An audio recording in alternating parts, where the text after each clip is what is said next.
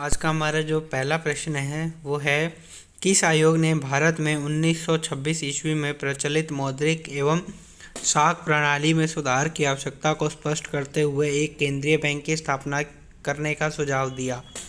Option A Buttler आयोग, option B Simon आयोग, option C Hilton Young आयोग, option D Jonathan आयोग, option E इनमें से कोई नहीं। तो इसका जो सही उत्तर है वो है आपका option number C Hilton Young आयोग। आते हैं हम अपने दूसरे प्रश्न की ओर। तो हमारा जो दूसरा प्रश्न है वो ये है कि निम्नलिखित में से कौन सा भारत में प्रथम मिश्रित पूंजी बैंक था? ऑप्शन नंबर एक bank of Hindustan, option number B Punjab national bank, option C bank of Calcutta, option D bank of Bengal और ऑप्शन ई इनमें से कोई नहीं। तो जो इसका सही उत्तर है वो है आपका option number A bank of Hindustan. तीसरा प्रश्न है वो है, निम्नलिखित में से कौन सुमेलित नहीं है? Option A Union Bank of India Mumbai, option B United bank of India New Delhi, option C bank of Maharashtra Pune, option D Syndicate Bank Manipal, option E इनमें से कोई नहीं। तो जो इसका सही उत्तर है वो है आपका option number B United bank of India Delhi. जो चौथा प्रश्न है वो है, निम्नलिखित में से कौन सा बैंक उसके राष्ट्रीयकरण वर्ष में सम्मिलित नहीं है? Option number A state bank of Indore, option number B Allahabad bank, option number C Andhra bank, option number D bank of Baroda, option E इनमें से कोई नहीं। तो इसका जो सही उत्तर है वो है आपका option number B Allahabad bank 1959 में। प्रश्न की ओर आते हैं। अगला जो हमारा प्रश्न है वो है, अधिक प्रावधानीकरण से कुछ बैंकों की चौथी तिमाही के लाभ कम हो गए। कुछ प्रमुख अखबारों में यह खबर थी। इसका अर्थ है कि बैंक के ऑप्शन नंबर एक के बहुत एनपीएस थे, ऑप्शन नंबर बी का कोई एनपीए नहीं था, ऑप्शन नंबर सी बैंक भारी नुकसान में था, ऑप्शन नंबर डी पिछले वर्ष कोई लाभ नहीं कमा सका था और ऑप्शन नंबर ई उपरोक्त में से कोई भी नहीं। तो जो सही उत्तर है वो है ऑप्शन नंबर डी पिछले वर्ष कोई लाभ नहीं कमा सका बैंक। प्रश्न की ओर बढ़ते हैं। हमारा जो अगला प्रश्न है वो है, जब भारतीय रिजर्व बैंक कहता है कि रुपया अधिमूल्यत है, इसका अर्थ है ऑप्शन नंबर ए भारतीय रिजर्व बैंक में हार्ड करेंसी की कमी है और इससे संबंधित प्रेस को नए नोट छापने का आदेश देना होगा, ऑप्शन नंबर बी दूसरी मुद्राओं की तुलना में रुपये का मूल्य बढ़ रहा है जबकि दूसरी मुद्राएं यूएस डॉलर की तुलना में कमज़ोर पड़ रही हैं, ऑप्शन नंबर सी धन बैंकों में फंसा है और लोगों के पास रोज़मर्रा की खरीदी के लिए पर्याप्त धन नहीं है।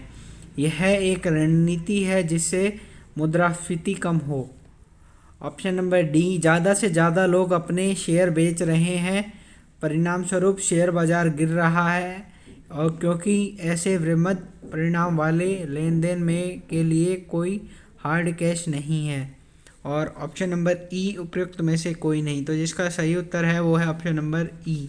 जो अगला प्रश्न है वो है, भारत में ग्रामीण साख की कमी को दूर करने के लिए उद्देश्य से सरकार ने 26 सितंबर 1975 को एक अध्यादेश द्वारा देश भर में क्षेत्रीय ग्रामीण बैंक के गठन की घोषणा की।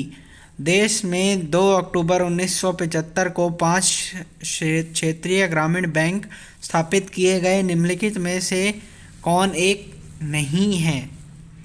तो ऑप्शन जो है वो है option number A Nadia Paschim Bangal united bank of India, option number B Jaipur Rajasthan united commercial bank, option number C Bhiwani Haryana Punjab national bank, option number D Moradabad Uttar Pradesh syndicate bank, option number D option number E इनमें से कोई नहीं। तो फ्रेंड्स, काफ़ी इम्पोर्टेंट क्वेश्चन है और काफ़ी अच्छा क्वेश्चन है, तो आप इसका जवाब हमें कमेंट बॉक्स में दीजिए। इसका आंसर मैं नहीं बताऊंगा। अगला प्रश्न है वो है हिल्टन यंग आयोग के सुझाव पर सरकार ने केंद्रीय बैंक की स्थापना हेतु सर्वप्रथम कब एक विधेयक विधानसभा में प्रस्तुत किया जो दुर्भाग्यवश पारित नहीं हो सका। ऑप्शन नंबर ए 1927 में, ऑप्शन नंबर बी 1930 में, ऑप्शन नंबर सी 1933 में, ऑप्शन नंबर डी 1934 में, ऑप्शन नंबर ई इनमें से कोई नहीं।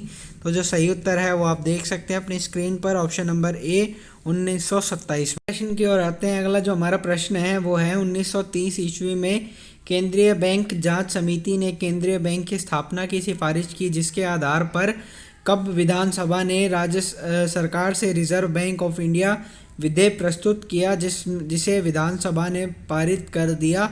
ऑप्शन नंबर ए 8 सितंबर 1932, ऑप्शन नंबर बी 10 सितंबर 1934, ऑप्शन नंबर सी 8 सितंबर 1933, ऑप्शन नंबर डी 10 सितंबर 1933, ऑप्शन नंबर ई इनमें से कोई नहीं।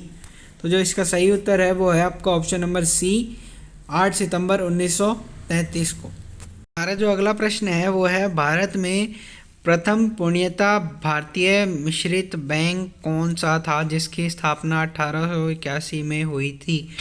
Option number A People's bank, option number B Awadh वाणिज्यिक Bank, option number C bank of Bengal, option number D Imperial Bank, option number E इनमें से कोई नहीं।